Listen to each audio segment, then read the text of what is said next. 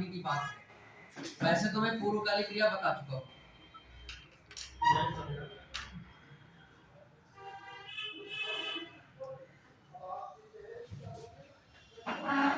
जैसे पूर्वकालिक क्रिया है, अब जैसे मैंने कहा था प्रेरणार्थक क्रिया है, हालांकि ये सारी क्रिया मैं बता चुका हूँ, लेकिन रिवीजन में बहुत संक्षेप में बता रहा हूँ।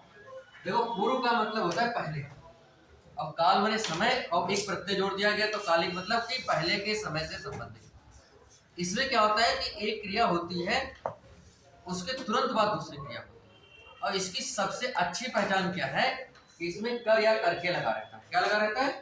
कर या करके। एक क्रिया के तुरंत बाद, एक क्रिया के लाइट यहाँ ठीक थी, ये लाइट जल रही थी।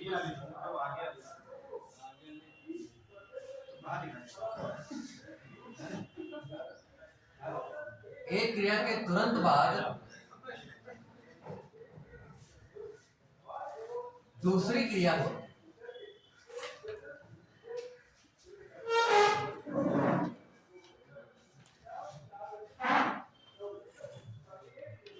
तो पहली क्रिया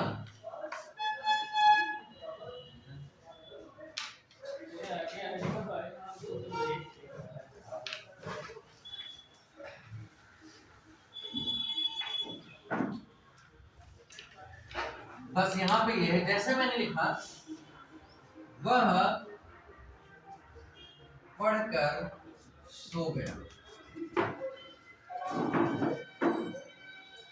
यहाँ पे जो पढ़कर है ये पूर्वकालिक है।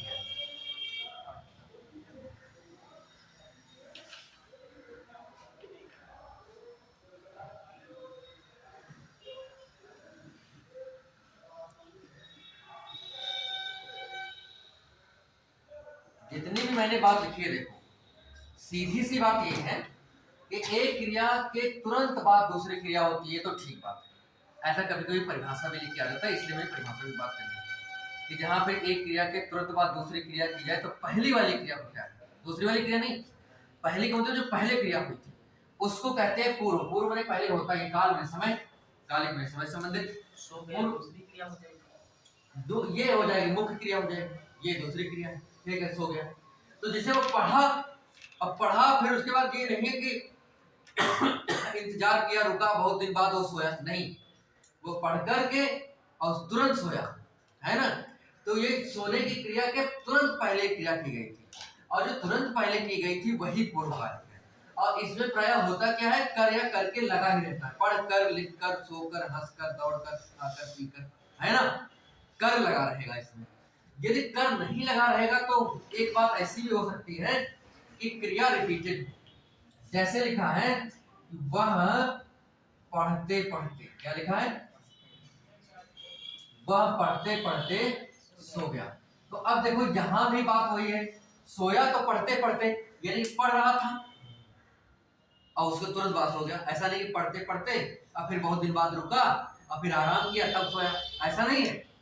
यानी कि पढ़ते पढ़ते बाद तुरंत पढ़ने के बाद सो गया, ऐसा ही तो है। तो यहाँ पे कहने का मेरे मतलब ये है कि क्या वाली जिसमें कर या करके लगा रहता है या भी पूर्वकालिक क्रिया है, और ये ही क्रिया इस रूप में पढ़ते पढ़ते, लिखते लिखते, चलते चलते, दौड़ते दौड़ते, जैसे वह दौड़ते दौड़ते गिर पड़ा, तो दौड़ रहा था, एक क्रिया कर रहा था, दौड़ रहा, दौड़ने का काम, और तैसे दूसरी क्रिया हो गई गिरने की, है ना। तो गिरने की क्रिया से पहले जो थोड़ा क्रिया हुई थी वही वाली क्रिया पूर्वकालिक होती है। तो ये दो रूपों में होता है प्राय, एक कर या करके लगा रहता है और दूसरा एक ही क्रिया इस रूप में पढ़ते पढ़ते, चलते चलते, लिखते लिखते, दौड़ते दौड़ते, हंसते हंसते, खाते खाते, हंसते हंसते, रो पड़, ऐसी क्रिया भी पूर्वकालिक। ठीक बात है। तो कहने का मेरा मतलब क्या है, ज्यादातर पहले वाला आता है कर या करके, ठीक है, ये आया हुआ है कई बार। एक बात हो गया। अब मैं बात करता हूँ प्रेरणार्थक। प्रेरणार्थक में होता क्या है, मैंने ये लिखा नहीं था फिर बता रहा हूँ। प्रेरणार्थक में होता क्या है, ये क्या होता है कि ये क्रिया जो है या तो दूसरे के लिए करवाए, दूसरे के लिए की जाए, दूसरे के लिए की जाए, ठीक है, या फिर दूसरे से करवाई। ये दो रूपों में प्रणार्थक होती है। जैसे इसमें क्या होता है, आना, इसमें क्या जुड़ा रहता है, आना, और इसमें क्या जुड़ा रहता है, वाना। यदि ये दोनों जुड़े मिल जाए कहीं पे तो समझ लेना कि वो प्रेरणार्थक क्रिया है। कैसी क्रिया है? जैसे उदाहरण में, जैसे यहाँ पे लिखा है पढ़ाना और यहाँ पे लिखा है पढ़वाना, ये दोनों प्रेरणार्थक है। जैसे यहाँ पे मैंने मूल क्रिया लिखी है पढ़ना, ये सामान्य क्रिया है। इस सामान्य क्रिया से प्रेरणार्थक क्रिया कैसे बनेगी? एक बनेगा पढ़ाना, इसमें आना प्रत्यय जुड़ा है, दूसरा बनेगा पढ़वाना, इसमें वाना प्रत्यय जुड़ा है।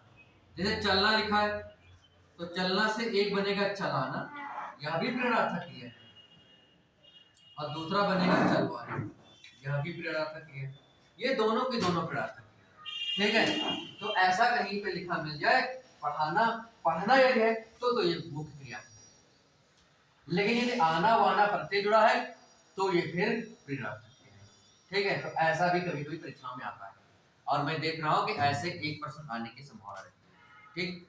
अब ये हो गया। अब इसी से मिलता जुलता एक और मैं सरल बताता हूं आपको, दूसरा मैं सरल आपको बता रहा हूं।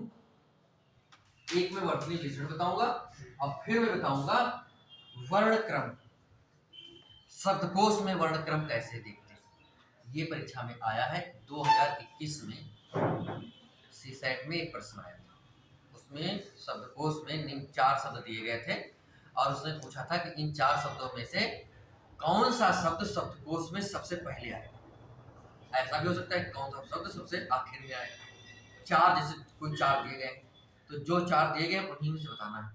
यो ना है कि तुम शब्दकोश में याद रखो कि कौन पहले लिखा रहा है और कौन आखिरी में, ना है। जो 4 विकल्प में दिए गए कोई भी हो सकते हैं, तो उनमें से कौन पहले सबसे आएगा, कौन आखिर में आएगा, तो इसको कैसे जानेंगे। तो इसको जानने के लिए हमें वर्तनी विश्लेषण पहले चाहिए। क्या चाहिए? और वर्तनी विश्लेषण से भी संबंधित 2021 में एक प्रश्न आया था। वर्तनी विश्लेषण क्या होता है मैं बताता हूँ आपको। वाला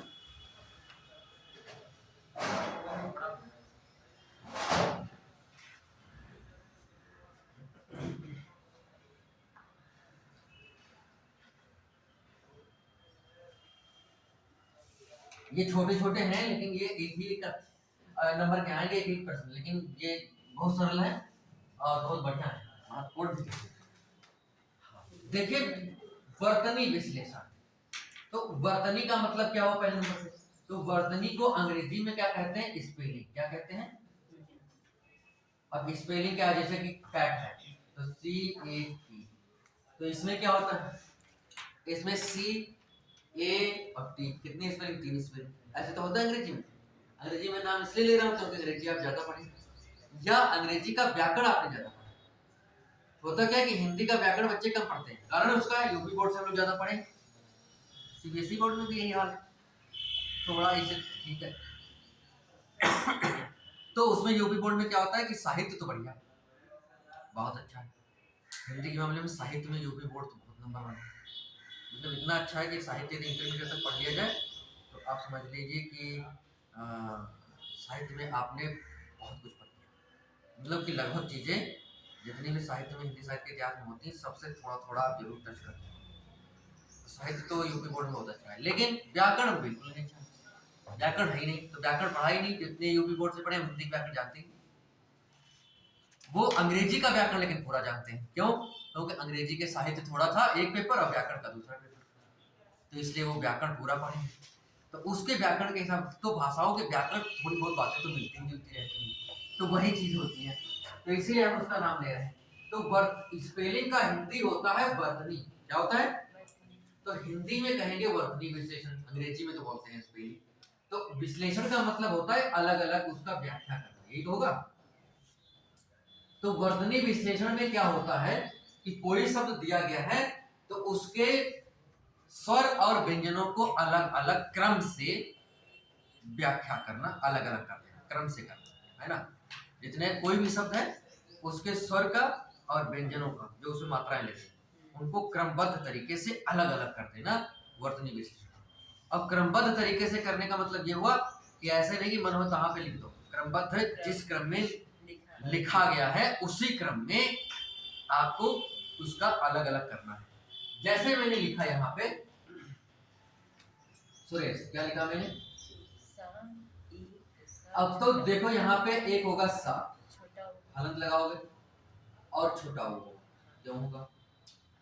क्योंकि सा में छोटा ऊ लगा है, तो जिसकी मात्रा लगी होती है उसका वही स्वर पूरा पूरा लिख देते हैं, मात्रा ना लेकर के वही स्वर ही पूरा पूरा अक्षर ही लिख देते हैं। ये तो है, छोटा ऊ लगा था तो ये अक्षर कौन सा था? छोटा ऊ, ये हमने पूरा पूरा अक्षर लिख दिया। और क्या किया कि हलंत लगा दिया सा में। क्यों लगा दिया? क्योंकि इससे बड़े स्वर बने। हलंत लगाने का मतलब होता है शुद्ध व्यंजन, व्यंजन को शुद्ध करने। जिसमें हलंत नहीं लगा होता वह अशुद्ध व्यंजन होता है। अशुद्ध का मतलब उसमें स्वर मिला हो, तो इसका मतलब मिलावटी है, तो शुद्ध कहाँ है? अशुद्ध है फिर, है ना? जैसे ये सा लिखा है, तो इस सा पे दिखाई दे रहा है कि कोई मात्रा नहीं है, तब भी इसमें है कोई छोटा। जिसमें कोई मात्रा नहीं दिखाई देती है उसमें छोटा होता है। क्यों? क्योंकि छोटा की कोई मात्रा निर्धारित नहीं है। तो जिस वाले व्यंजन में हलंत नहीं लगा रहता है वो व्यंजन पूरा रहता है, तो मान लिया जाता है कि उसमें छोटा आ है। और जिसमें मात्रा दिखाई पड़ रही है तो उसमें तो साफ साफ है ये स्वर यही वाला, और जिसमें नहीं दिखाई पड़ रही है उसमें छोटा आ है। और यदि हलंत लगा है तो कोई स्वर नहीं। हलंत लगाने का सरलतम रूप में कहा जा सकता है कि हलंत लगाने का मतलब ये है कि उस व्यंजन से स्वर को निकाल देना। उस व्यंजन, जिस व्यंजन में आप स्वर हलंत लगा रहे हो उससे स्वर को निकाल। वस्तुतः हल होता क्या है? हल, हलंत का मतलब होता है अंत में हल, अंत में हल। तो फिर हल क्या होता है? हल ये संस्कृत व्याकरण की चीज है। हल एक प्रत्याहार है। प्रत्याहार क्या होता है? वर्णों के संक्षेपी गण को प्रत्याहार कहते हैं। एक प्रत्याहार में बहुत सारे वर्ण होंगे और बहुत सारे वर्णों को संबोधित करने के लिए एक छोटा सा नाम दे दिया जाता है, उसको कहते हैं प्रत्याहार। ठीक है, प्रत्याहार लगभग संस्कृत में 42 होते हैं। 42 मान्य, वैसे 44 तक, ठीक है, लेकिन 42 सर्वमान्य, ज्यादा मान्य। तो जो प्रत्याहार हैं उनमें से, उन 42 में से एक प्रत्याहार है हल प्रत्याहार। कौन सा प्रत्याहार? और इस हल प्रत्याहार में सारे व्यंजन आ जाते हैं। इस हल प्रत्याहार में सारे व्यंजन वर्ण आ जाते हैं, इसलिए शुद्ध व्यंजनों को हल कहते हैं। क्या कहते हैं?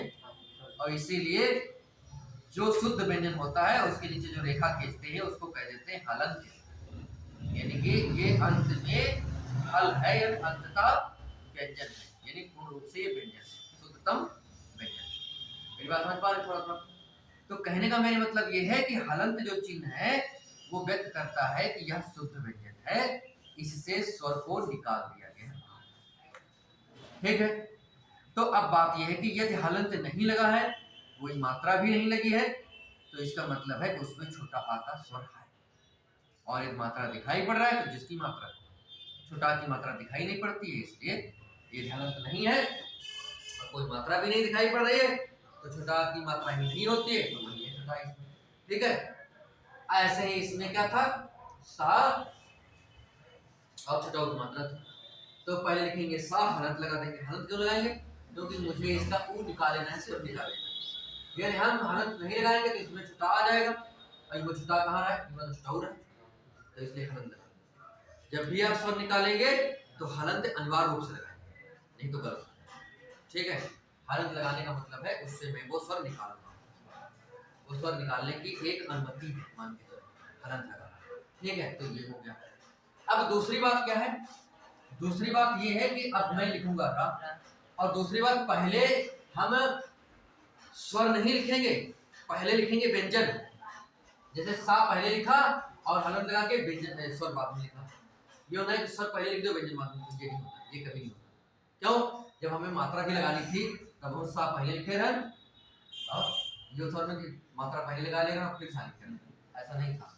तो इसलिए पहले व्यंजन लिखते हैं फिर मात्रा लगाते हैं। तो यही करना भी अलग अलग करते समय भी, पहले व्यंजन लिखना है फिर मात्रा, जो भी है उसका स्वर अक्षर लिखेगा। ठीक है, और व्यंजन में हलंत लगा देना।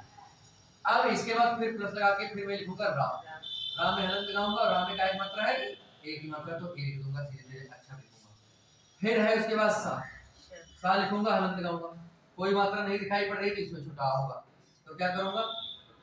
ये इस प्रकार से इसको अलग अलग करना वर्तनी विश्लेषण कहलाता है।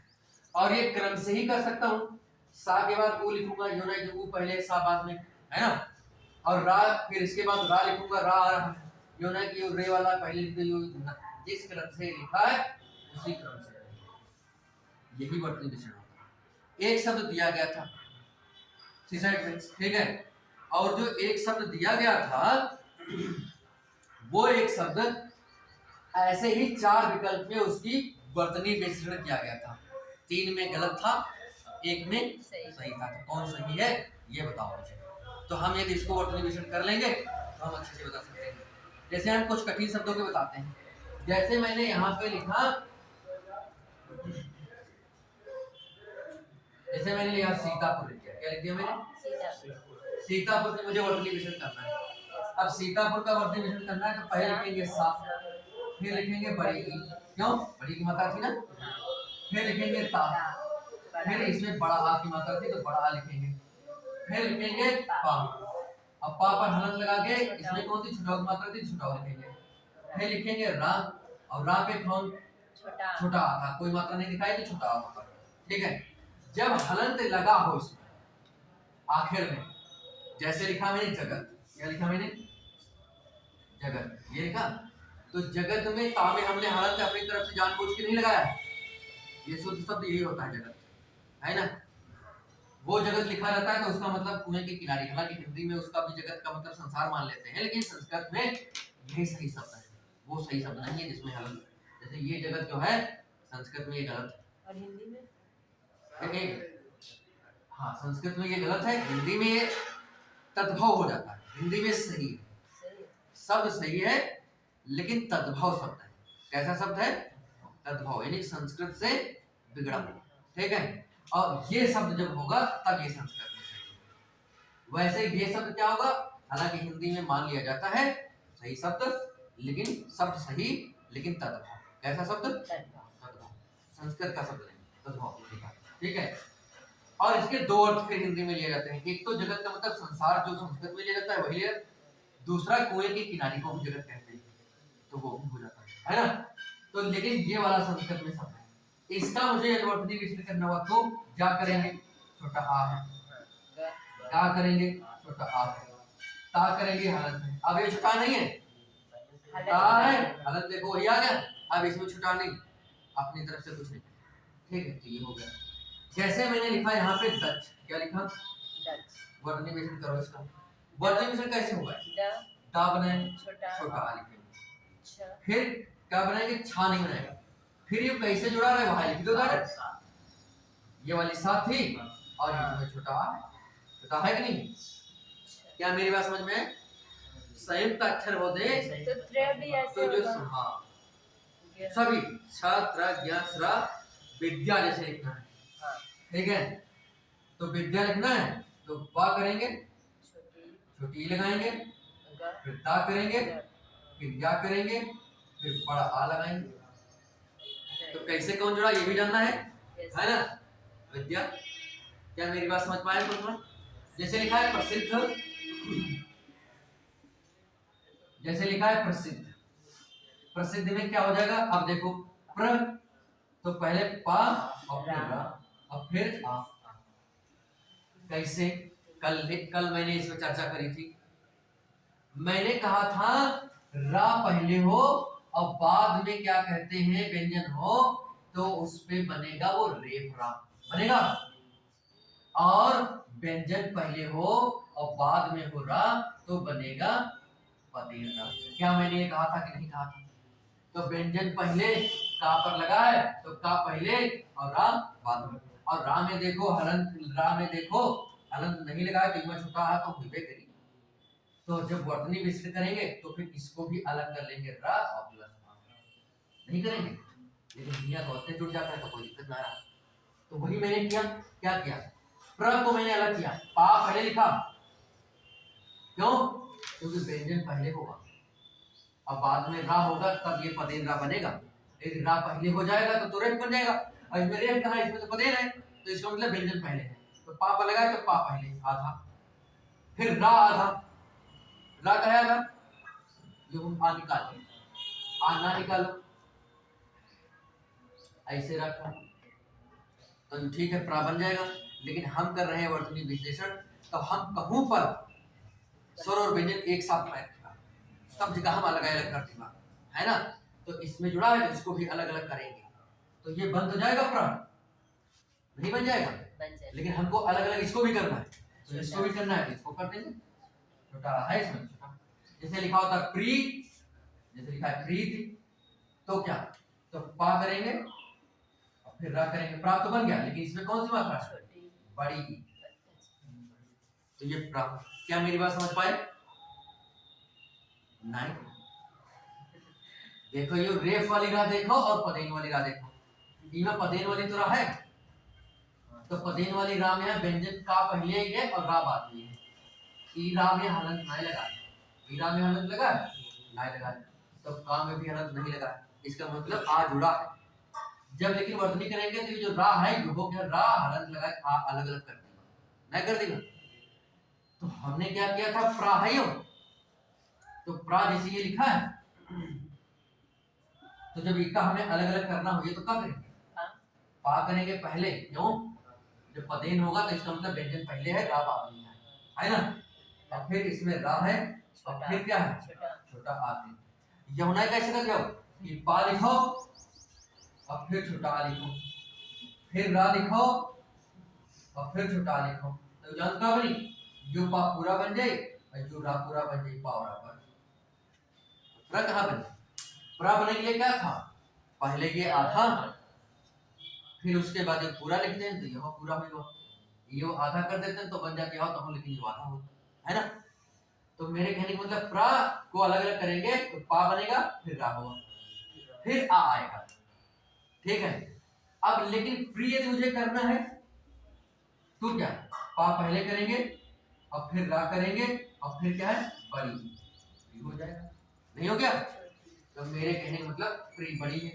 अब वैसे ही फिर क्या करेंगे, ता है तो ता लिख देंगे और फिर है छोटी तो छोटी लिख देंगे, ऐसे वर्तनी में। वैसे ही इसमें प्रसिद्ध में है, तो प्रा तो ये हो गया इतना, और फिर सी, तो सी का मतलब क्या हो जाएगा, सा और छोटी ई, ये होगा।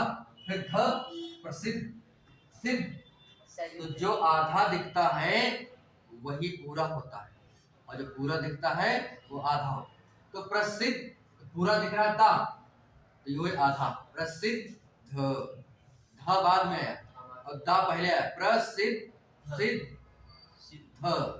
प्रसिद्ध होता है, तो दा पहले आया, तो पहले लिखना है उसको।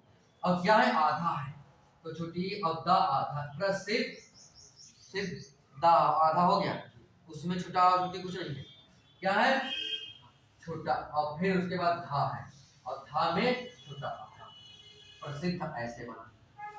क्या मेरी बात समझ पा रहे, थोड़ा थोड़ा देखो। मैं अब एक बताता हूँ, जैसे ब्राह्मण, क्या लिखा है, ब्राह्मण, कठिन कठिन बताऊंगा है। ब्राह्मण में देखो क्या, ब्रा, तो बा हो गया और रा हो गया और फिर बड़ा आ इसमें जुड़ा, ब्रा हो गया इतना बड़ा। अब देखो म ब्राह्मण, हा पहले है, अब हा कैसे है, आधा है, हा कैसे है, आधा, ब्राह्मण है ना, ब्राह्मण, तो माँ पूरा है, तो इसका मतलब माँ लगाएंगे और माँ में छोटा आ है, तो माँ पूरा हो गया।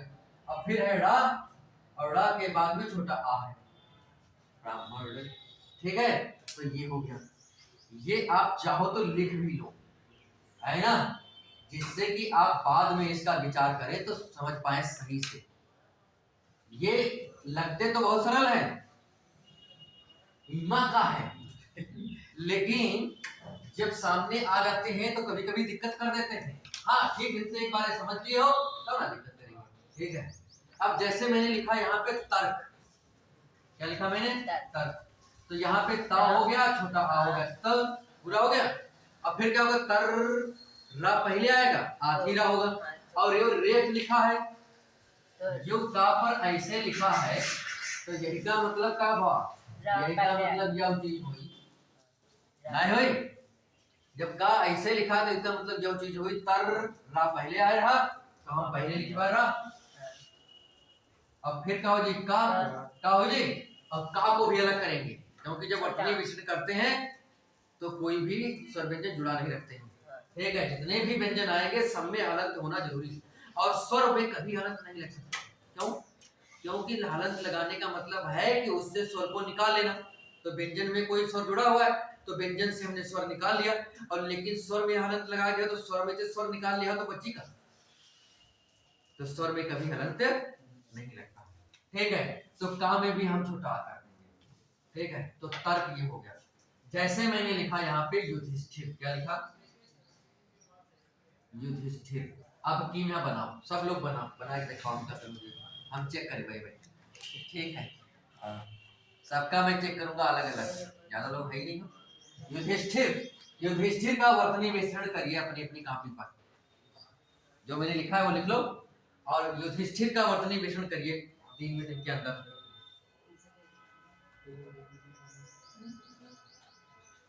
जिसका हो जाए वो मुझे दिखाए। युधिष्ठिर का वर्तनी विश्लेषण।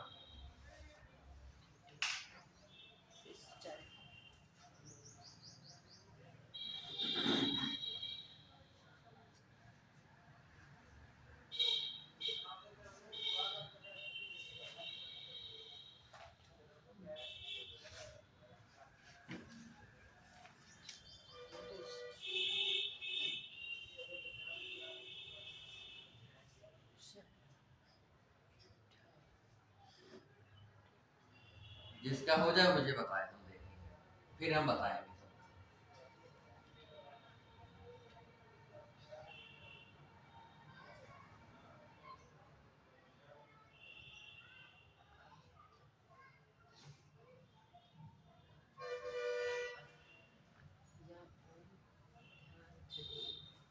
हो गया?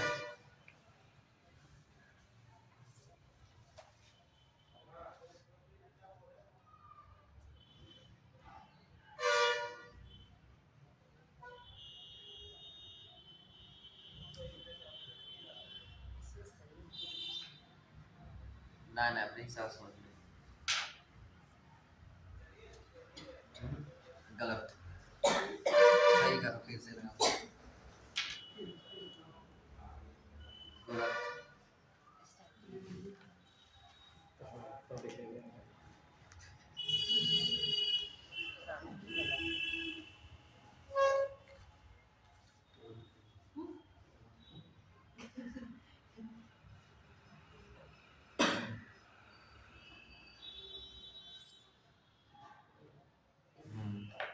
सही।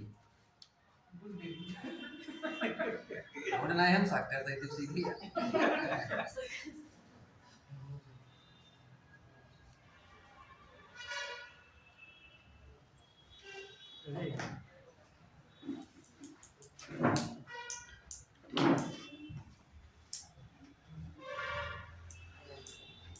गलत, आगे का चीज़। उसका है वो है सर, वो छुट्टी ही सर। गलत, गलत हो गया, ज्यादा ना गलत है, एक जगह पे गलत है।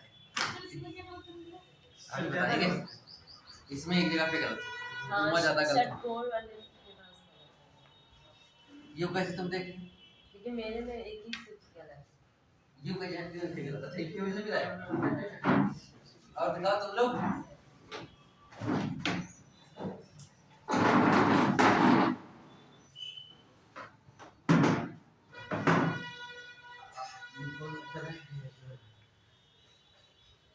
छोटा कहाँ से आएगा ये? सर यहाँ बड़ी लगा दिया इसीलिए गलत है। बड़ी और एक लगाओ तो फिर गलत।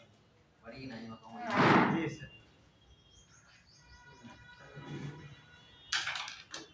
गलत। हाँ क्या तो बात पे सुनता हो रहे है। ये जो खाली एक बच्चे का सही है, खाली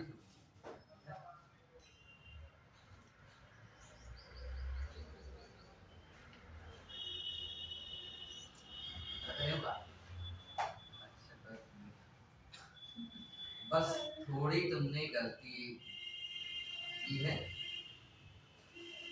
हालांकि वह गलती तो गलती, लेकिन है वह गलती है 3 जगह। लेकिन और होगा, आपका हो गया। अब देखो मैं बताता हूँ, देखिए युधिष्ठिर कैसे लिखा जाएगा।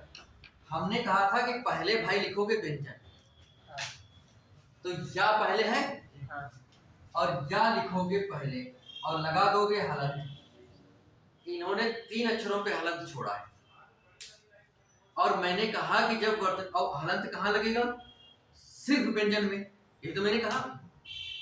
और मैंने कहा कि वर्तनी विश्लेषण जब करेंगे तो एक भी व्यंजन वहां पे ऐसा नहीं बचेगा जिसमें हलंत ना लगा हो। तो एक भी व्यंजन नहीं छोड़ना है कि जिसमें हलंत ना हो।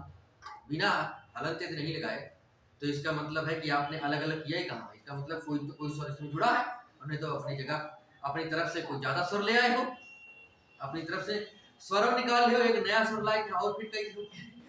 ठीक है, तो इसमें से कुछ लोग छुटाओ निकरिबो के ना संग यहां नहीं लगाएंगे, मैं छुटाओ और ला दूं तुमसे। जैसे के लिख दिया, क्या लिखा, इसमें कौन सी मात्रा लगी, छुटाओ, तो छुटाओ लिख दिया तो ठीक है। और यहीं पर हलंत नहीं लगाएंगे, तो ये छोटा कहां से आएगा, वही में कहां से जो छुटाओ निकाल ली ना, प्लस ये छोटा हाथ होठने लाए के उधार लेके इमा फिट गई। ठीक है, ये ज्यादा घोंसला है का कहां से खुद आएगी। तो इसमें हलंत लगाना बहुत आवश्यक है। तो यू हो गया, यू को क्या कर लिया हमने, इतना वर्तनी विभेद कर लिया। अब आएंगे धी पर, अब कहां पे आएंगे, धी पर। तो धी पर जब आएंगे अपनी तरफ से कोई अक्षर नहीं लगा, जैसे तुम दाल आए थे, दाल कहां से आ गए, ठीक है। तो धी है, तो धी देखो दा नहीं आएगा इसमें, कहीं धी आएगा, जितने अक्षर है उतने रहेंगे। तो धी में क्या करेंगे, अब कुछ लोग करेंगे, इसका अब याद नहीं तुम्हारा शायद था, इसमें क्या किया तुमने, छुट्टी पहले लिख दो। छुट्टी कैसे पहले लिख दो, हमने कहा जब यू वाला हो गया, इतना हो गया। अब धी को करेंगे, तो धी वाले में क्या करेंगे, पहले व्यंजन बाद में स्वर। तो पहले लिखेंगे व्यंजन, तो धा लिखेंगे, हलंत लगा देंगे और छोटी की मात्रा निकाल लेंगे।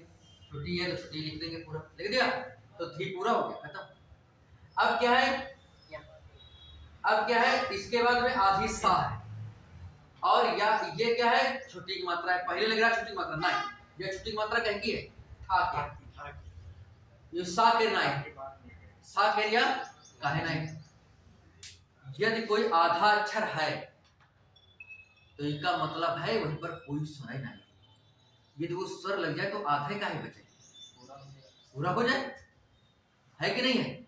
तो इसका मतलब लिखने का तरीका यही है कि उस आधे अक्षर को उसमें दूसरे वाला एक स्वर कोई है छोटी बड़ी में तो मिला लेते हैं उसके साथ। ठीक है, तो आधा अक्षर है, तो आधा अक्षर जो पहले आएगा व्यंजन, तो व्यंजन पहले कौन आया, जो छोटी तो था कह रहे, तो था तो बाद में आया, है ना, पहले सा आया। अब जब पढ़ोगे युधिस तो सा वैसे पहले, फिर था तो बाद में आया, और लिखा भी पहले है ना।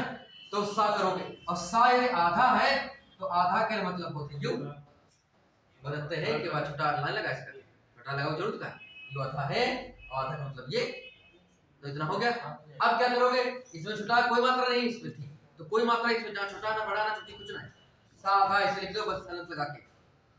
फिर उसके बाद थी आ जाओ, ठीक, तो पहले लिखोगे व्यंजन था, पहले क्या लिखोगे, था, ठीक है, था पे तुरंत हलंत लगाओगे, क्योंकि कोई भी व्यंजन जब वर्तनी विभेद करते हैं तो कोई व्यंजन बिना हलंत के नहीं छूटेगा। अब फिर ठा पर कौन सी मात्रा है, छोटी, छोटी लिख दोगे। फिर उसके बाद है रा, और रा पे हलंत लगाओगे, रा पे कोई मात्रा दिखाई नहीं पड़ेगी, इसका मतलब छोटा आ है, इसमें क्या है, छोटा आ, तो छोटा लगा दोगे रा पे। अब ये सही है इसका पूरा, हाँ, तो कहने का मतलब, हाँ, सर्वश्रेष्ठ के लिख दीजिए, सर्वश्रेष्ठ, सर्वश्रेष्ठ देखिए,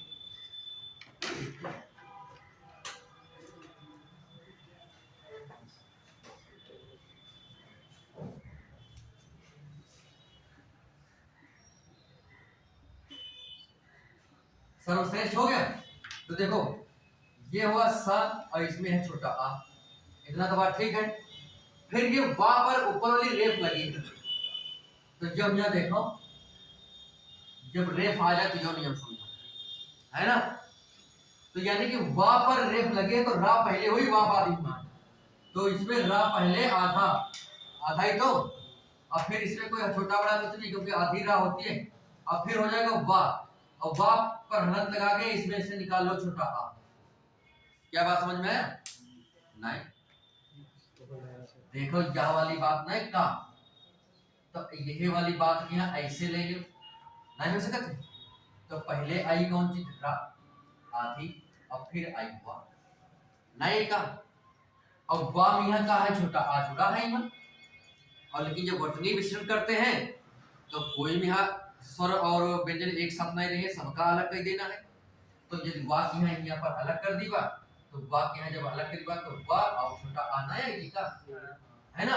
तब ये इस वाली चीज को रा लिखेंगे, फिर वा लिखेंगे, वा में से छोटा निकाल ली बा। अब जो बनी ऐसे, तो वही चीज तो मैंने लिखा क्या नहीं, ये मैंने वही चीज तो लिखा है, तो सेम टू सेम सर्व हो गया। अब हम बात करते हैं श्रेष्ठ की।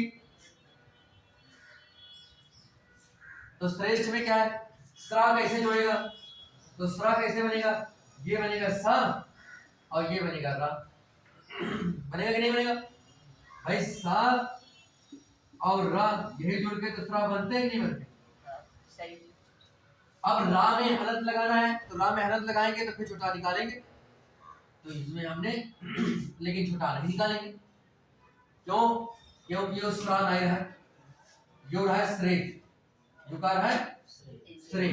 तो इसका मतलब है कि राम यहाँ एक ही मात्रा लगी, क्या मात्रा लगी है, तो राम यहाँ हलंत लगा के एक ही मात्रा लिखेंगे, क्या लिखेंगे, जो हो गया श्रेय, नहीं हुआ। अब फिर क्या है, ये आदिशा है, श्रेष आदिशा है, तो आदिशा लिख देंगे। उमा कोई छोटा बड़ा कोई मात्रा ही नहीं, आधा सा है आधा लिखिए।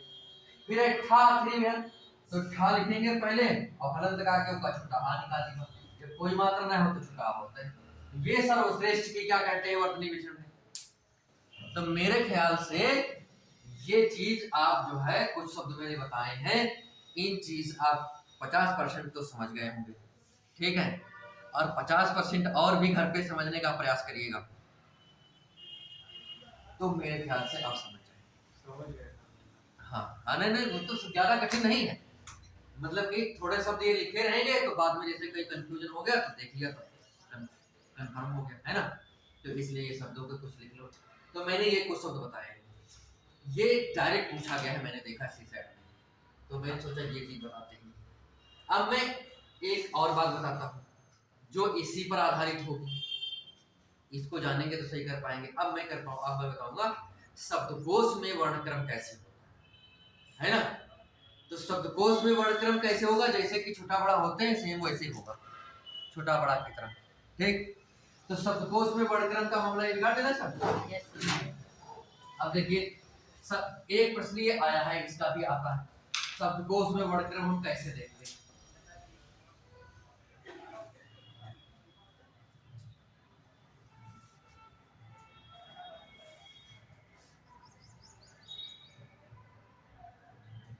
जैसे हमने 4-5 प्रश्न दिए, जैसे मैंने लिखा यहाँ पे अंगना, जैसे मैंने लिखा यहाँ पे हंस, जैसे मैंने लिखा यहाँ पे हंस, जैसे मैंने यहाँ पे लिखा कमल, जैसे मैंने यहाँ पे लिखा व्रत। सर कंगना पे अंकी बिंदी लगेगी नहीं लगेगी?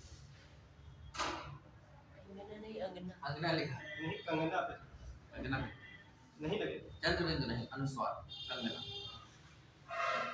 कंगन, जी कंगन से बना कंगन, है ना।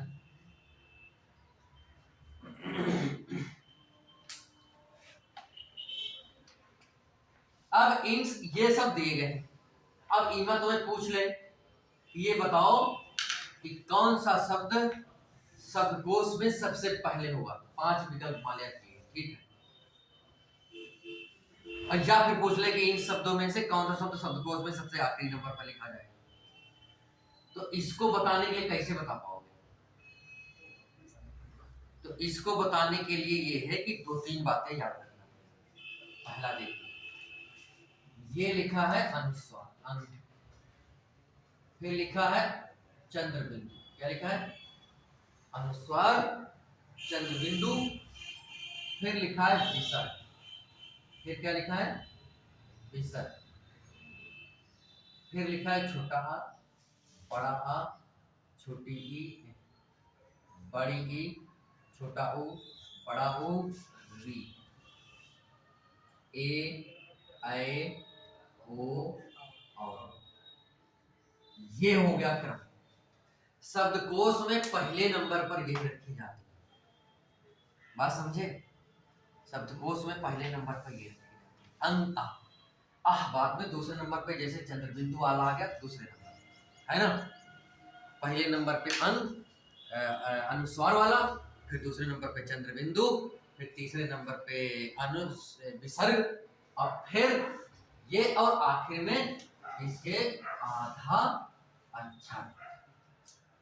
और आधा अक्षर कौन हो सकता है? व्यंजन, है ना? आधा अक्षर इसके बाद। ये क्रम है। ये हो गए स्वर, ठीक है? आधा अक्षर वाली बात लिखते हैं पे। अब दूसरी बात, अब इसके अलावा फिर क्या रखे जाएंगे? ये इसका क्रम होता है। ये तो स्वर हो गए, पहले नंबर पे स्वर। अब स्वरों में भी पहले नंबर पे कौन? वैसे तो माना जाता है छोटा पहले नंबर पर, लेकिन ना, शब्दकोश में पहले नंबर पर कौन सा माना जाएगा? ये अनुस्वार, चंद्र बिंदु, विसर्ग, और फिर छोटा बड़ा, और फिर वो आखिरी मात्रा। अब फिर क्या? अब आएगा व्यंजन उसी क्रम में।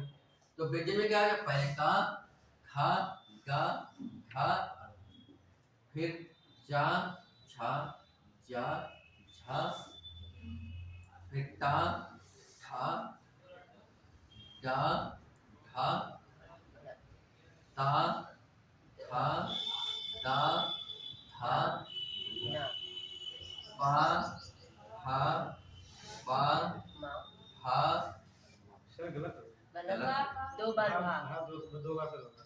पा, पा, पा। ठीक है, ये हो गया।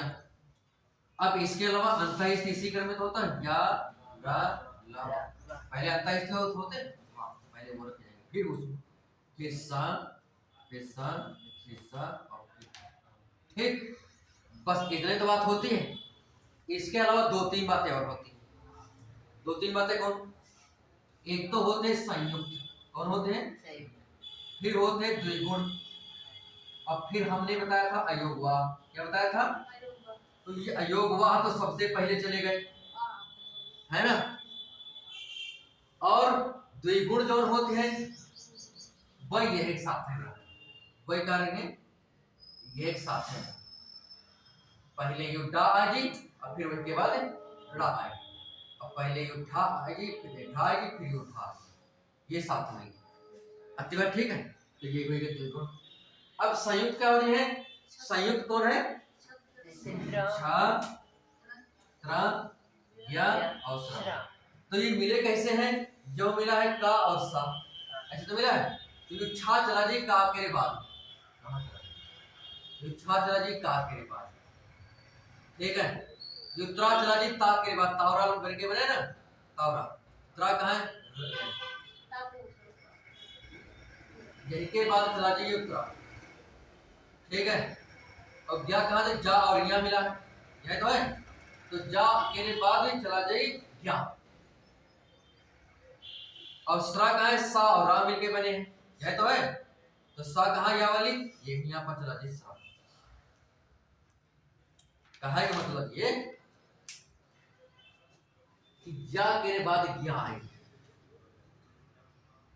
ठीक है? काहे आई? जब वर्तनी, अब है देखो बताइए, जब वर्तनी करिए तुरंत जा आएगी बेटी, ठीक है? जब अभी वर्तनी विषय जब करोगे, जब कबहू मतलब ये आशय तो अच्छा आएंगे, तो इनको तोड़ोगे ना वर्तनी विषय में, अब तोड़ के ही आप देखोगे, ठीक है? तो जो जहां पर पहले आ जाए, और ये यहाँ पे निश्चित होता है, इसके बाद ये माना जाता है, इसके बाद ये माना जाता है। ऐसे ही जैसे इसको तोड़ोगे तुरंत आके वक्त आई है, ठीक? तो कहने का मतलब ये हो जाएगा। अब ये, इसके बाद ये, इसके बाद ये, बस इतने बातें ही, ये समझिए खत्म। त्रिगुण में ये जाएंगे गंगा और हाँ वही के पास में नहीं है ना। आपके पास में सर क्या है साथ पास में ये श्रा, सर हाँ श्री वाला है ना, जो संयुक्त व्यंजन होता है वो वाला, औपसर्ग तक होते हैं। ठीक है, अब बात ये है, अब बात ये है कि यहिमा सने अतने लिखे रहे, इमा सने कौन पहले हुई कौन बाद में हुई। तो इसका सही ज्ञान करने के लिए देख डायरेक्ट टाइप रखनी होगी। सरल रूप ये है कि जो हमने अभी वर्तनी विश्लेषण आपको सिखाया वो कर लो। वो जब हम करेंगे तो इसका वर्तनी विश्लेषण होगा अंक, यही तो होगा, इसमें तो कुछ बदलेगा नहीं, अंक। फिर क्या होगा, गा, फिर छोटा आ, फिर होगा ना, और ना के बाद में बड़ा आ। ठीक, फिर हंस का कर लो, हा और फिर अंक, हा फिर अंक, फिर हो जाएगा सा और छोटा आ। ठीक है, हंस में क्या हो जाएगा, हा और प्लस अंक ये वाला, और प्लस सा और प्लस आ। कमल में क्या हो जाएगा, का प्लस छोटा प्लस मा प्लस छोटा आ प्लस ला प्लस छोटा आ। अब वृक्ष में कर लो, वा और री, छा में का सा और आ।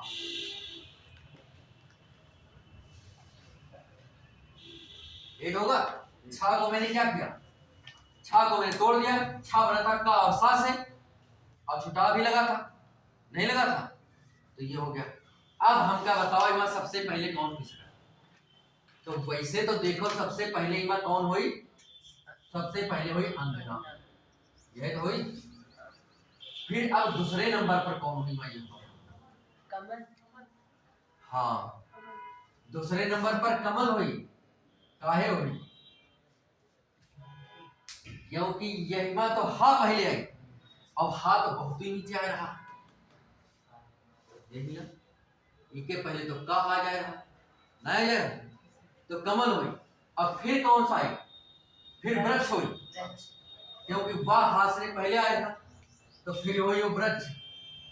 अब फिर अब इमा सबसे पहले कौन हुई, तो हा तो दोनों बराबर बराबर मिल रहे हैं, फिर वही के बाद जो पहले हुई जो पहले हुई, जो लिखा है जो पहले है ना, तो पहले हुई हंस, अब फिर हुई, अब आगे देखेगा ना, अब तक जब ये डिसाइड है ना, तो कहने का मतलब ये है कि अब ये पूछेगा कि सबसे पहला कौन है, तो जो है, आखिरी कौन है, तो वैसे जब इसका अभ्यास हो जाता है तो डायरेक्ट देख के बता सकते हैं, लेकिन असली नियम यही है कि उसका विग्रह करो, वर्तनी विश्लेषण करो, अब फिर वही के बाद बताओ, है ना। तो हम आपसे पूछते हैं, एक और उदाहरण हो जाए फिर उसके बाद दूसरी बात हम आपसे पूछते हैं, आप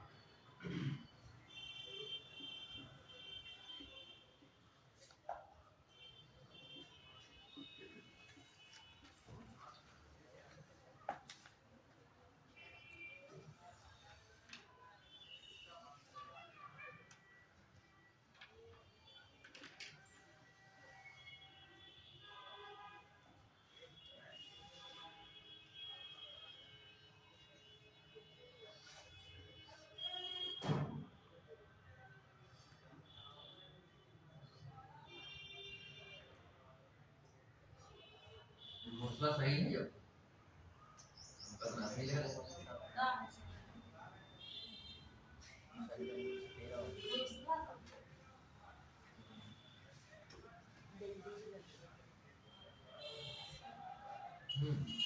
यही चार ही बताओ, पहले कौन है आखिरी में कौन है, वैसे ही मैं बताओ जैसे थे आसानी से, ठीक है।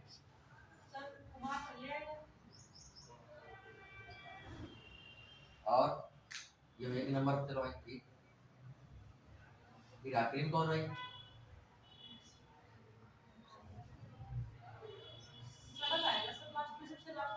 लास्ट में सड़क है,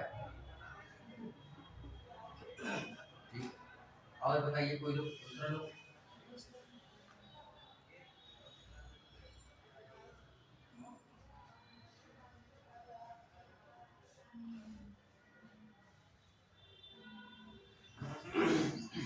देखो चाहे कुछ लोग बताए, आखिर में घोंसला आना चाहिए, है ना?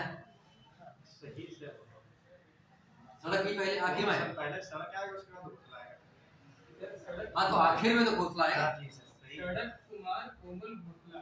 वही तो है, हाँ, सड़क तुम्हार, कोमल घोंसला। सड़क कहाँ से पहले आएगी? सर साहब ना, क्या सड़क सब पहले है? चलिए देखते हैं फिर सड़क पहले आएगा, सड़क देख लेते हैं सड़क क्या आएगा। नहीं देखो इसमें है सा और छोटा आ, फिर है रा और फिर छोटा आ, और फिर है का, फिर है, इसमें है का, फिर है ओ, फिर माँ इसमें है माँ, फिर है छोटा आ, और फिर है ला, फिर है छोटा फिर है छोटा आ। ठीक बात है, यहाँ गलत होता है। फिर है इसमें का, इसमें छोटा ऊ, फिर है माँ, इसमें बड़ा आ, और फिर है इसमें रा, और फिर इसमें छोटा, फिर इसमें घा, और फिर ओ की मात्रा, और फिर सा, और फिर छोटा आ, और फिर इसमें ला, और फिर इसमें बड़ा बड़ा। देखो सबसे पहले कौन है? कौन है? का। का सा छोड़ना पहले, ठीक है? कुमार पहले आना तो सबसे पहले ये आएगा इसमें कौन सा? छोटा आ। तो छोटा आ सबसे पहले आएगा, तो इसका मतलब ये है कि इसमें से इन दोनों में से कोई आना चाहिए। तो कुमारी फिर दूसरा देखते हैं ये तो बराबर पर आएगा चक्कर। फिर देखते हैं यही मात्रा पहले कौन है? ओ पहले है कि ऊ पहले? ऊ पहले। तो इसका मतलब कु पहले आएगा, कुमार। और दूसरे नंबर पर कौन आएगा? कोमल। अब यही मात्रा देखते जो सा पहले है, यो घा पहले है, तो पहले कौन है? घा पहले है, ठीक है? तो घा पहले है तो घोंसला ये पहले भी है, और सड़क आती है, यो ठीक है, तुम सही है ना? तो कहने का मतलब भाई हम ध्यान ना दें, घा तो पहले आइए करी और सा तो बहुत बाद में आई, तो इसका मतलब ये चौथे नंबर का, ठीक है? तो मेरे कहने का मतलब ये है कि ऐसे वाला बात है, तो बताया भी हो ना बहुत सरल है, ठीक है? बस ये है कि ऐसे ऐसे समझ, दोनों बातें डायरेक्ट पूछ लेते हैं, वर्तनी में तो ये ठीक है, दोनों ऐसे ही होगी। अब हम कौन सी बात बताई? अब हम कौन बात लिखे ना? उच्चारण स्थान, ठीक है? उच्चारण स्थान मालूम है कि बता दें? मतलब मालूम तो है, लेकिन उसमें लिखा है तो बताना जरूरी है। उच्चारण स्थान और विराम चिन्ह और काल अति बात लिखे हैं, तो वो देखो जितना हो जाए उतना बताइएगा, ठीक है? 1.5 घंटा बताओगे, 1.5 घंटे क्लास है, चलिए बता।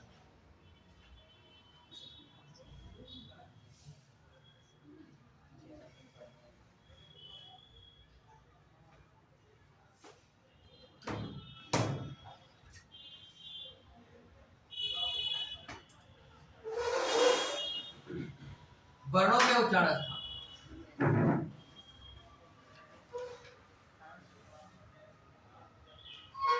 देखो उच्चारण स्थान क्या होते हैं, परिभाषा क्या है, इसमें ज्यादा बात नहीं करेंगे क्योंकि उसकी जरूरत नहीं। क्या उच्चारण स्थान होते हैं ये बात करेंगे, ठीक है? थोड़ी सी बात करेंगे कि जितने भी वर्ण होते हैं उनका उच्चारण वायु की सहायता से होता है, ठीक है? कोई भी ध्वनि जो निकलती है वो वायु की सहायता से निकलती है, और वायु मुख के जिस अंग की सहायता लेती है वह अंग उस वर्ण का उच्चारण स्थान कहलाता है। यानी कि जिस जो ध्वनि निकलती है तो उस ध्वनि या उस वर्ण का उच्चारण, यानी कि वायु की सहायता से, वायु जिस वर्ण के उच्चारण के लिए मुख के जिस भाग की सहायता लेती है, मुख का वह भाग उस वर्ण का उच्चारण स्थान है, ठीक है? उच्चारण स्थान प्रायः 7 माने जाते हैं। वैसे तो अष्टौ स्थानानि वर्णानां मूलः कंठः शिरस्तथा, और जिह्वा मूलम च दंतश्च नासिकोष्ठौ तालु, ऐसे संस्कृत में कहा गया है कि 8 उच्चारण स्थान होते हैं। लेकिन हिंदी में वैसे देखा जाए तो मुख्यतः 6 ही होते हैं। मुख्यतः कितने होते हैं? 6 ही होते हैं, क्योंकि उसमें 2 ऐसे उच्चारण स्थान है, एक है उच्चारण स्थान हृदय और एक उच्चारण स्थान है जिह्वा, जीभ। इसकी सहायता तो सभी वर्णों में ली जाती है, लेकिन वर्ण कोई ऐसा नहीं है, अक्षर कोई ऐसा नहीं है जिसका उच्चारण स्थान जीभ हो, तो इसलिए 2 हटा दिए। 6 ही मुख्य उच्चारण स्थान हिंदी माने जाते हैं। इनको याद करने के लिए तरीका क्या है? और पहले तो स्वर है, इनके उच्चारण स्थान देखेंगे। किसकी? वर्ण उच्चारण स्थान की तो लिख लो, बोल देना। 1 सेकंड 10-20 सेकंड का काम है ना। किसी वर्ण के उच्चारण के लिए, किसी वर्ण के उच्चारण के लिए वायु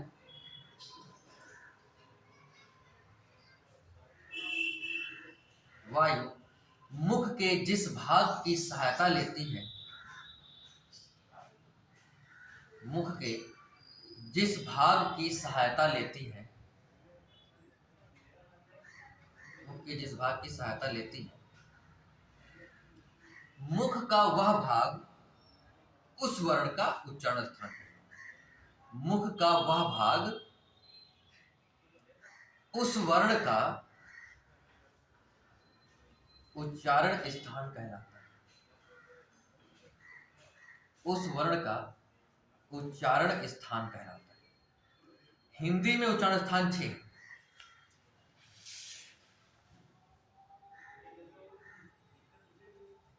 हिंदी में उच्चारण स्थान 6।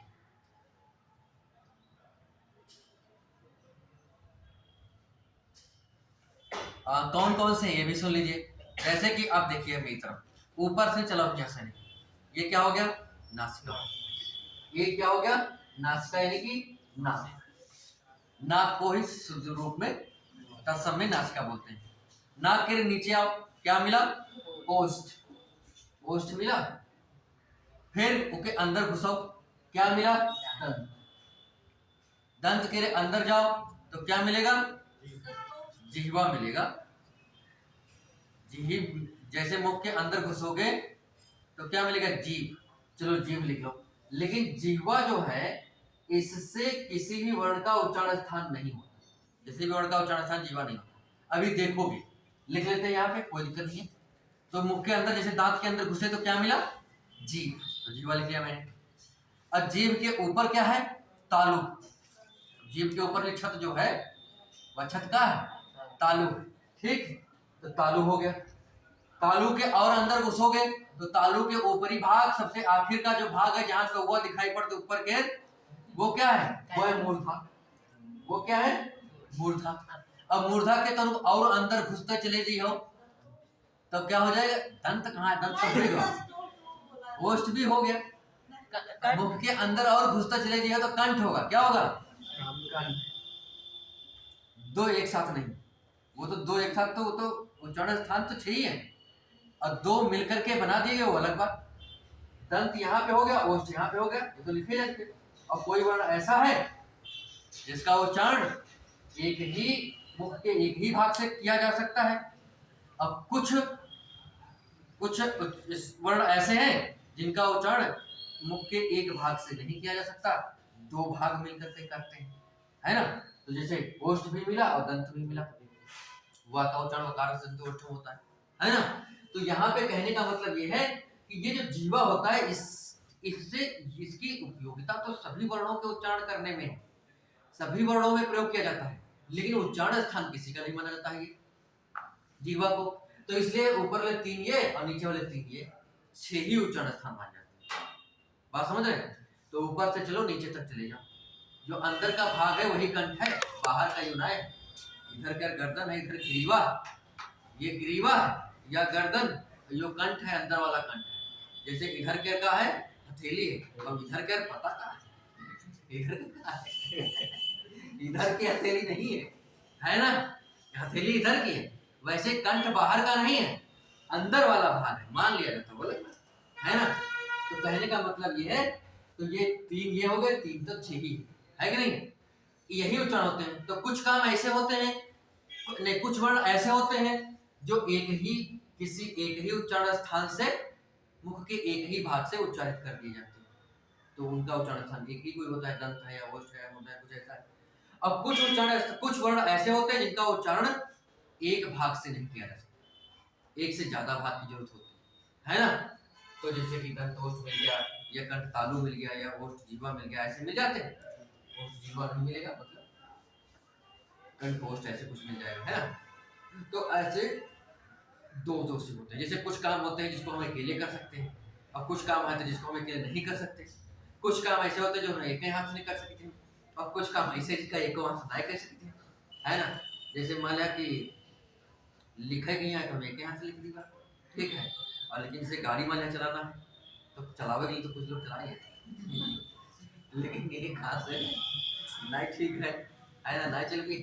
तो बात ये है, तो कहने का मतलब ये है कि ऐसे ही कुछ काम, जैसे कि मान लिया कि बहुत भारी वो छप्पर से उठावे है, जैसे उनका कलम किताब कलम उठावे है तो कलम या क्या उठा दीवा, और लेकिन मान लिया कि जो है पूरा ये उठावे के है तो या के हाथ यो नहीं उठ पाई तो फिर दोनों लोग है ना। तो वैसे ही बात है, कुछ वर्ण जो है एक ही उच्चारण स्थान से बोले जाते हैं, कुछ वर्ण एक उच्चारण से नहीं बोल पाते, दो लगते हैं तो उससे कोई दिक्कत नहीं, लेकिन उच्चारण स्थान बस इतने, ठीक। अब हम कौन से वर्ण का कौन सा उच्चारण स्थान है अब मैं बता रहा हूं। तो स्वर के उच्चारण स्थान पहले मैं बताऊंगा, फिर व्यंजन के, फिर मैं बताऊंगा किसके, व्यंजन। व्यंजन में सबसे पहले बताऊंगा स्पर्श के, किसके, फिर स्पर्श के बाद में व्यंजन में कौन सी होती है,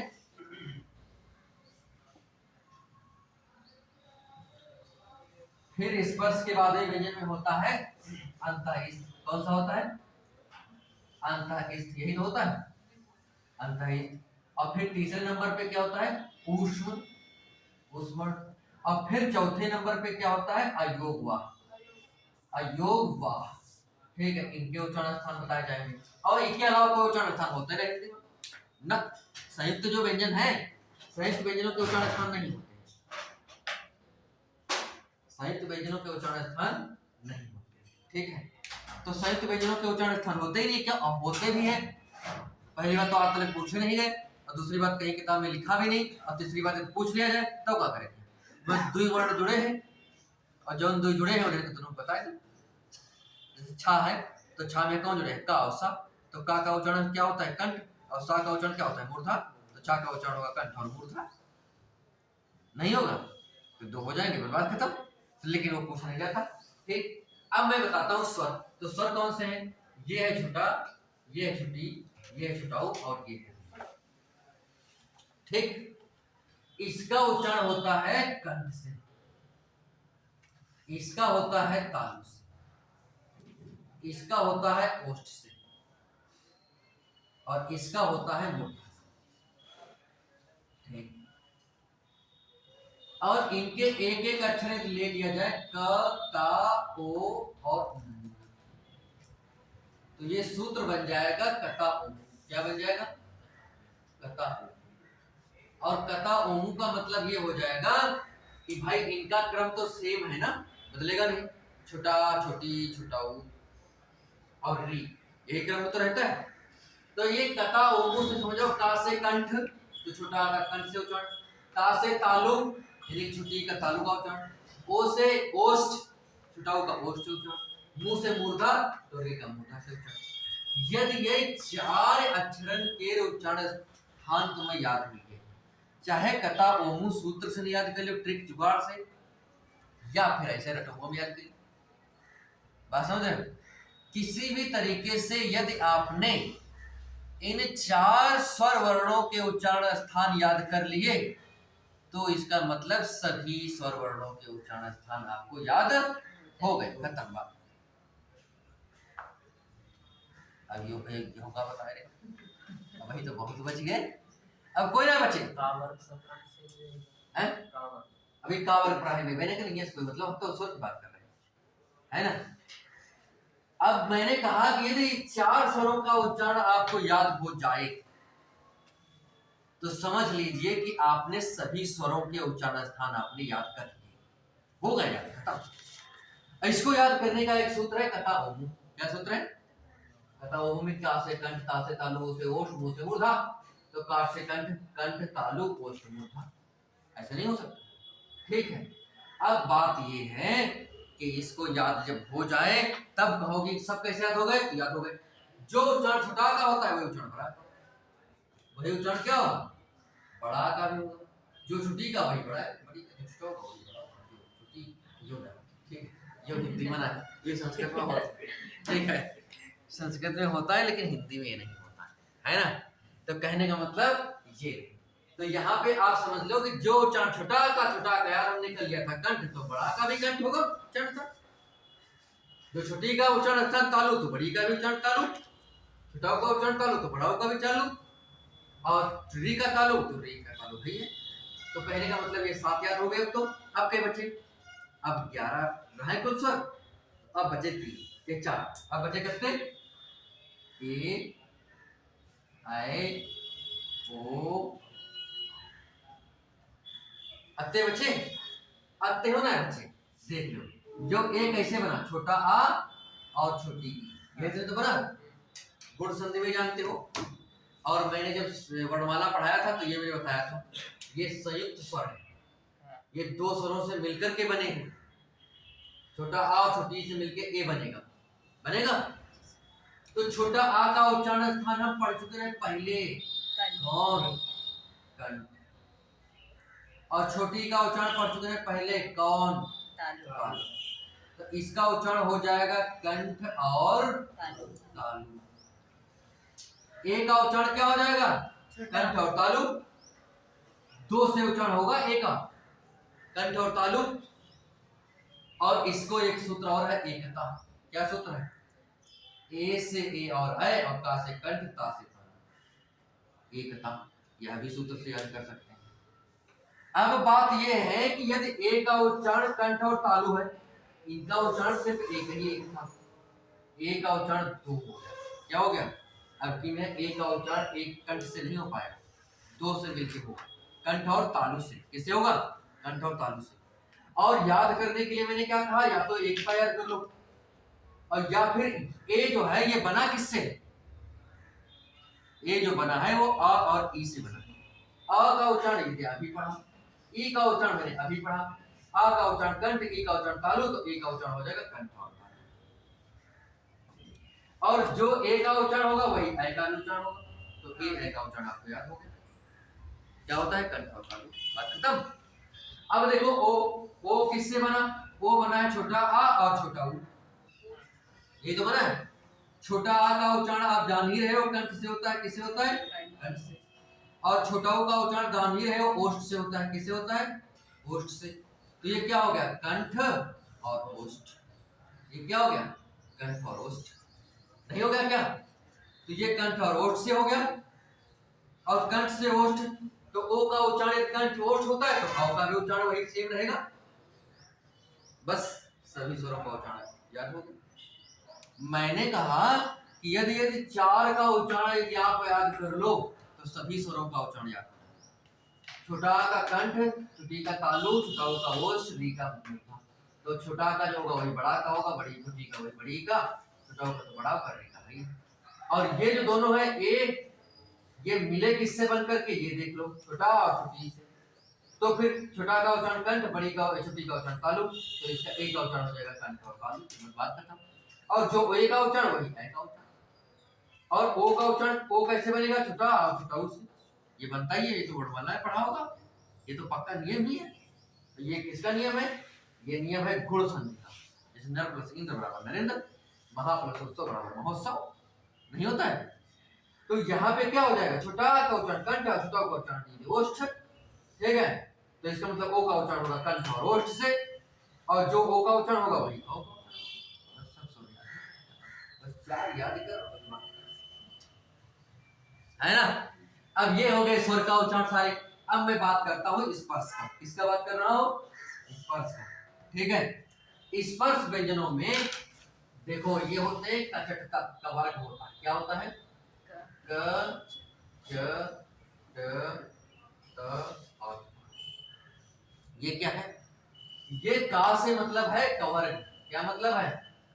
चा से मतलब है चवर्ग, टा से मतलब है टवर्ग, ता से मतलब है कवर्ग, और पा से मतलब है पावर्ग। इसका मतलब है का, खा, गा, घा, चा, छा, जा, झा, टा, ठा, डा, ठा, रा। ठीक है, फिर हो गया ता, था, दा हा और फिर हो गया पा हा पा हा और इतनी बात ठीक है। तो मेरे कहने का मतलब ये है कि इतने उच्चारण स्थान है, इनके पहले पहले अक्षर बिल्कुल लेकर के नामकरण कर दिया गया कि कवर चवर टवर कौन है ना। अब इसका क्रम याद रखने के लिए हमें याद रखना चाहिए कचट तप। क्या याद रखना चाहिए? कचट और तप, है ना। कचट तप याद हो गया। का के बाद चावर, चा के बाद टावर, का के बाद टावर, का के बाद टावर। इसमें क्या होता है कि इसको याद रखने के लिए एक सूत्र होता है कथामुद्रा। क्या सूत्र होता है? कथामुद्रा। इस सूत्र का मतलब यह होता है, का मतलब होता है कंठ और इस का मतलब है कावर्ग। अब ये कथा मुद्दों को समझ लो एक बार, देखिए सभी लोग लिखना बात। इस का मतलब है कावर्ग और इसका का मतलब है कंठ, यानी कि का वर्ग का उच्चारण होगा कंठ से। ये का वर्ग के इतने अक्षर हैं, इन सभी का उच्चारण कैसे होगा? कंठ से। कैसे होगा? कंठ से। और ता का मतलब है तालु और चा का मतलब है चवर। चवर का उच्चारण होगा तालु। ठीक बात है। मुंह का मतलब है मूर्धा, टा है टा का मतलब टावर। टावर का उच्चारण क्या होगा? दा का मतलब है दंत और ता का मतलब है टावर। टावर का उच्चारण स्थान होता है दंत। और बाद में जो मात्रा लगी है ओ की, औ की, और बाद में ये पा है तो पावर का उच्चारण मान लिया जाता है ओष्ठ से। किसे माना जाता है? ओष्ठ से। जो ये मात्रा लगी है बाद में उसको मान लिया जाएगा ओ, है ना, ओष्ठ से। तो यानी कि कावर का उच्चारण कंठ से, तावर का उच्चारण तालु से, चावर का उच्चारण तालु से, टावर का उच्चारण मूर्धा से, तावर का उच्चारण दंत से और पावर का उच्चारण ओष्ठ से होता है। इतना तो याद हो गया हो। इसको याद करने के लिए कचट तप, ये क्रम याद हो गया। और उच्चारण स्थान क्या हो गया? कथा मुद्दौ।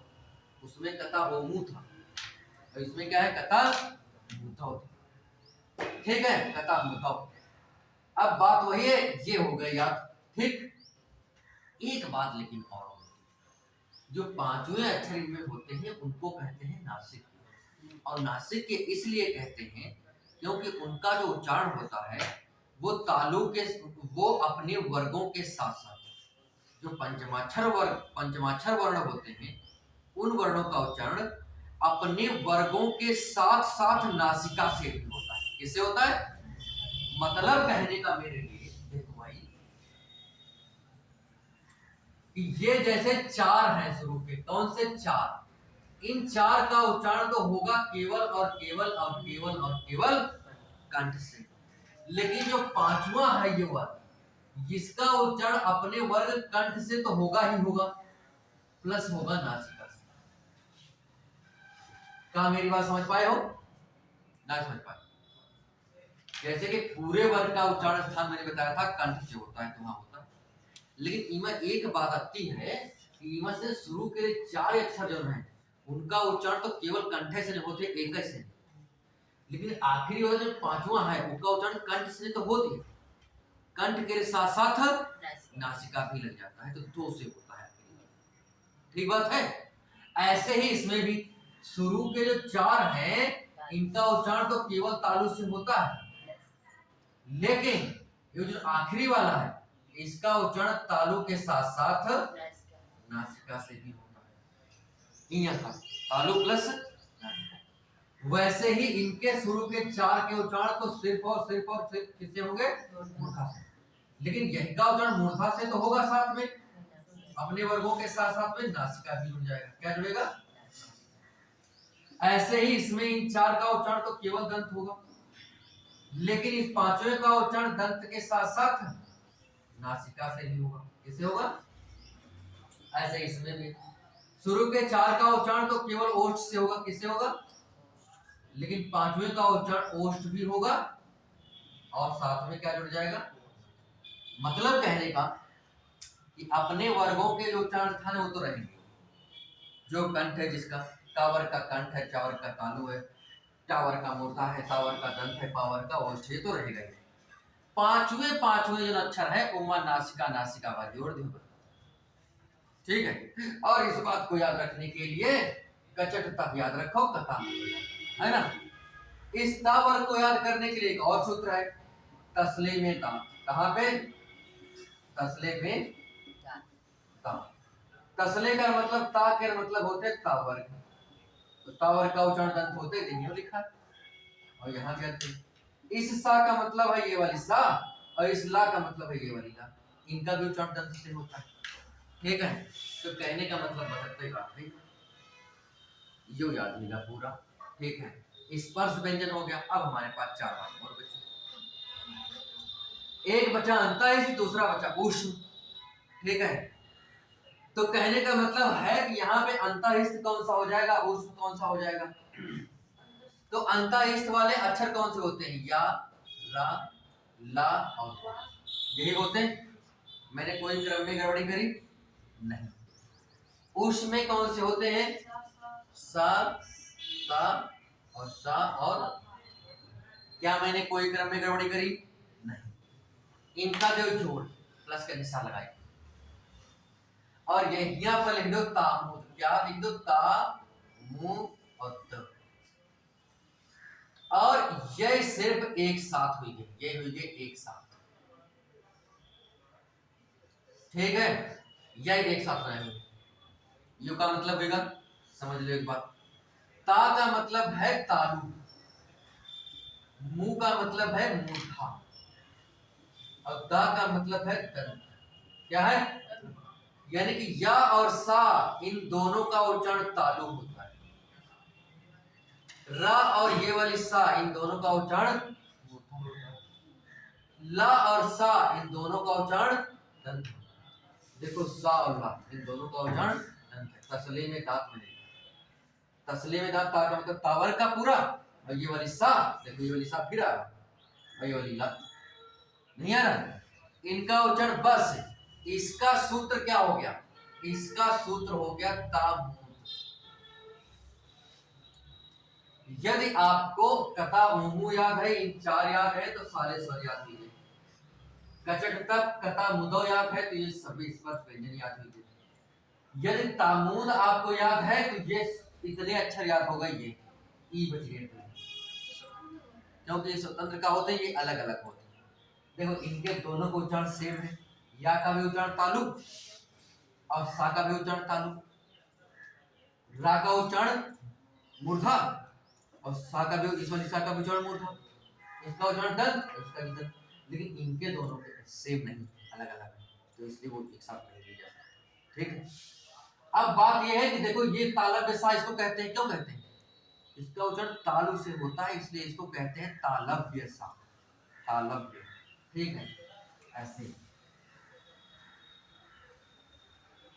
और ये तालव्य सा है, इसका उच्चारण मूर्धा से होता है, इसलिए इसको कहते हैं मूर्धन्य सा। क्या कहते हैं? मूर्धन्य सा। इसका उच्चारण दंत से होता है, इसलिए कहते हैं इसको दंत्य सा। क्या कहते हैं? दंत्य सा। क्या मेरी बात समझ पाए थोड़ा थोड़ा? ठीक है, तो ये वाली तालव्य सा है, ये वाली मूर्धन्य सा, ये वाली दंत्य सा। क्यों? उच्चारण स्थान क्या था? ठीक है, इसका तालु से, इसका मूर्धा से, इसका दंत। इनका उच्चारण स्वतंत्र होता है, इसलिए पूछते भी परीक्षाओं में खूब है। वाह का उच्चारण खूब पूछते हैं। वाह का उच्चारण जो होता है वो होता है दंत और ओष्ठ से, दो से मिलकर होता है। किससे होता है? दंत ओष्ठ से। इसके लिए संस्कृत में एक सूत्र होता है, वकारस्य दंत्योष्ठम। यदि वो संस्कृत वाला सही लगे तो याद करिए। ठीक है, वकारस्य दंत्योष्ठम। वकारस्य का मतलब व का, दंत्योष्ठ में दंत और ओष्ठ। वकारस्य दंत्योष्ठम, व का उच्चारण दंतोष्ठ होता है, और हा का उच्चारण कंठ से होता है। किसका होता है? कंठ से। हा, जब हम लोग हा बोलते हैं तो ये लगता है कि हवा कहाँ से आ रही? कंठ से आ रही, हा।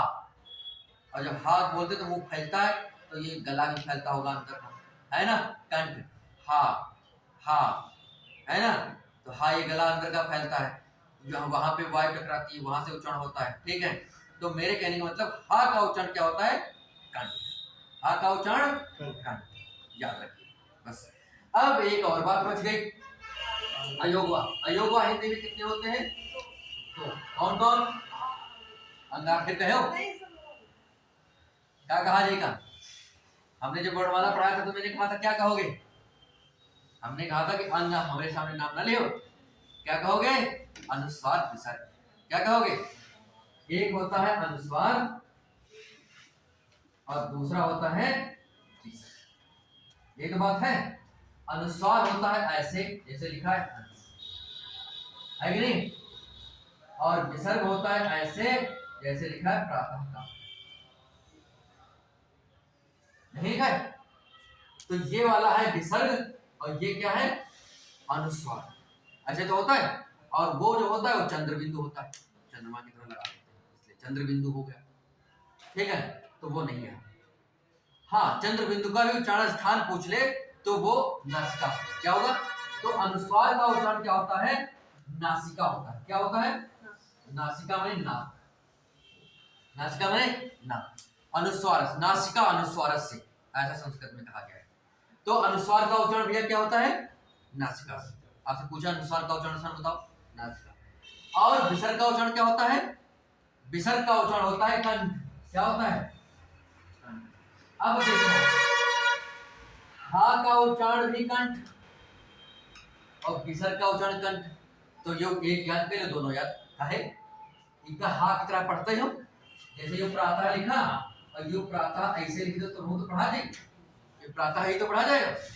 हालांकि यो गलत तो है, ये वर्तनी गलत है, लेकिन सामान्य रूप से व्यवहारिक रूप से हम लोग पढ़ते तो ऐसे हैं। तो हा प्रातः, तो विसर्ग का उच्चारण याद हो कंठ, तो समझ लो कि हा का उच्चारण याद है। यदि हा का उच्चारण याद है तो समझ लो विसर्ग का उच्चारण याद है, क्योंकि हा और विसर्ग दोनों पढ़े तो एक ही जाते हैं और दोनों का उच्चारण सेम। कुछ बात समझ पाए होंगे? ठीक है, तो ऐसे याद करो, बदलते उच्चारण स्थान हो तो कोई होता ही नहीं। शायद बात समझ पाए हो? बस इस बोर्ड पे सारे उच्चारण स्थान लिखे गए, ठीक है। सब फोटो। अच्छा,